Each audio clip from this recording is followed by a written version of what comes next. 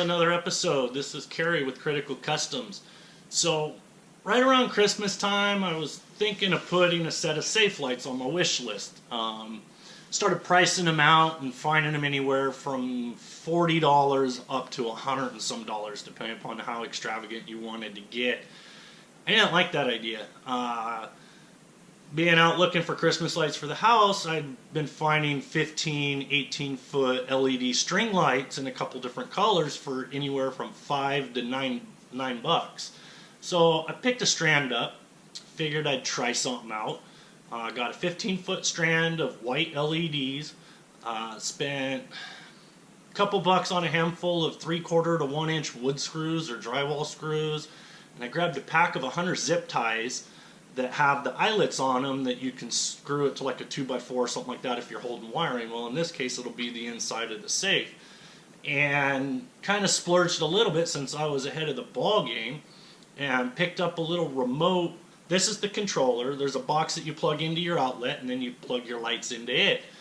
And it lets you turn them on remotely. It's got a 2-hour, a 4-hour, a 30-minute, and a 1-hour setting or an on-off setting.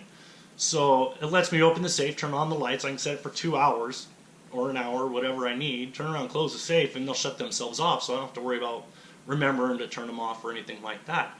The light output from one light, which I ran along the front edge, was pretty good. The problem is when you start putting stuff on your shelves, the stuff in the back of the shelf starts getting a little darker. So I grabbed another string, and I've been looking for some time to get that last set put in. Got it kind of laid in there now. I need to notch some of the shelves in the back, just cut the corners off. I'm going to do that with a Leatherman saw. You can use a jigsaw, scroll saw, whatever you got handy. I just want to show you can do it by hand with a multi-tool if you've got it, and kind of show you what that does. And I laid it in, the back one in there just to see where I wanted it, and realized I wanted it going down the shelf side instead of the gun side. The gun side stays pretty open and I know what's where. I cleaned it all out. You can see it kind of laying back here now.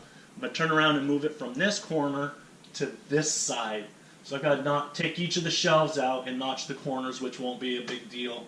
And I'm going to end up taking this top shelf out and notching the back corner so I can run it across the bottom of the top shelf and then all the way down this side. And that'll light up the back really well, kind of like it did on this side. And I think I'm into the whole thing for about 30 bucks. Good way to save money, get some good light output. If you want to customize it and run different color LED lights, I mean, feel free. The white ones put out the most light. Your colored lights are going to be a little dimmer. I thought about doing a red, but just didn't want to take the chance. I want to be able to see what I'm looking for. But give me just a second. Let me change views, and I'll show you what we got. Just pretty much take your zip tie, wrap it around, and grab my pair of wire cutters real quick. I'll use this little Leatherman juice. You want to cinch it up a little bit, cut the excess off. Flip this around. And then the one tip is to really kind of push it in. So I angle my screw and then I'll flatten it out. And that'll make sure that it really stays in that corner. And you just thread it in. And this side's not too bad. Some of them, they get into that outer layer of fire protectant and it's really hard. And that's pretty much it. I do them about 8 to 10 inches. Kind of depends on how the light's sitting. This one's been in here for a while, so it's not curled up. This front one, when I did it, I pulled it right out of the box and it was curled. And it kept wanting to keep a bend in it, so I had to place them a little bit closer. These I think I'll go about every 12 inches. Give me a couple minutes to get a couple more put in. I'll show you some of the progress. And there you have it. Didn't take very long, maybe 10 minutes.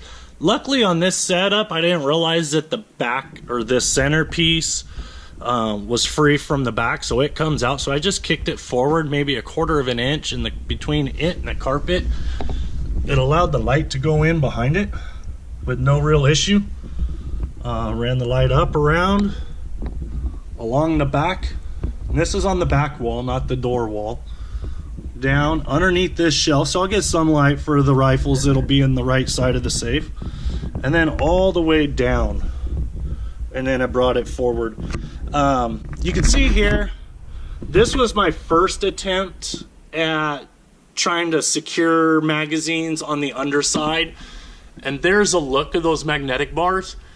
I have not trimmed them. That's how they were purchased from Harbor Freight. I mean, they're about an inch short from going all the way across. It's a perfect fit, and they're strong. These deals here don't hold enough weight. They're made to hold wrenches and keep them from sliding around in your toolbox. I thought it might work. It doesn't, but it does hold my 7mm mags. Holds those up on the side when they're empty. It will not hold a full mag, but it helps keep stuff up out of the way. I figured instead of wasting it, ran a screw on each side to help secure it. You might as well use whatever space you can and utilize it well and help keep it organized. So give me a second to get the shells put back in.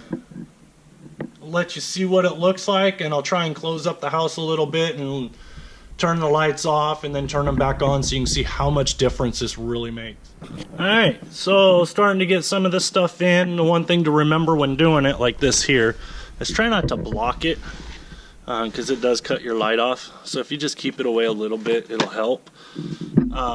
Runs down on both sides so you can see stuff in the back now. Through the camera it looks really dark, and this is with all my windows closed and the doors all closed, so there's no daylight coming in. And you can see how well it lights up each shelf. It looks way better in person. And then of course the top row, you don't want to block any of the light. Sometimes you're going to, but that's fine. And of course it lights up the back.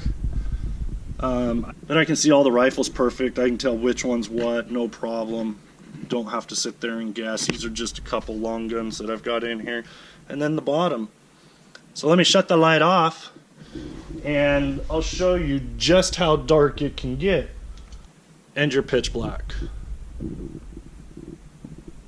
And that's pretty, what you see in your screen is pretty much what I see right now. I can't see much. I mean, there is some ambient light just because it is daytime. But, and of course it's using the remote. Nice handy little deal. This was my splurge.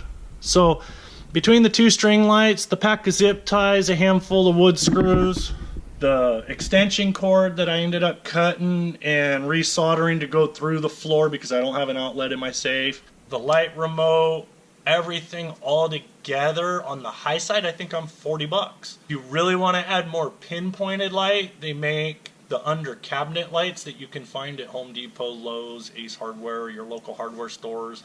They have some that are motion activated that you don't have to hardwire in, but then you have to worry about batteries, which I may look at doing in the center of the shelves anyway, and maybe one shooting down. But it beats the $40 a light to light up one shelf or the rifle area, and that's it. So this gives you a lot of lighting. It's clean. Of course, it's going to be as clean as your install. You take a little bit of time. I think I might have an hour and a half into the front and rear light set. Anyway, I hope you guys liked the tip. Please leave your comments below. Hit the thumbs up button, subscribe, and I've got a couple more videos in the works. I've had them kind of going, and then I ended up sick just like everybody else right now, and still kind of under the weather, but I hope to get those up and going soon and get those uploaded for you to enjoy.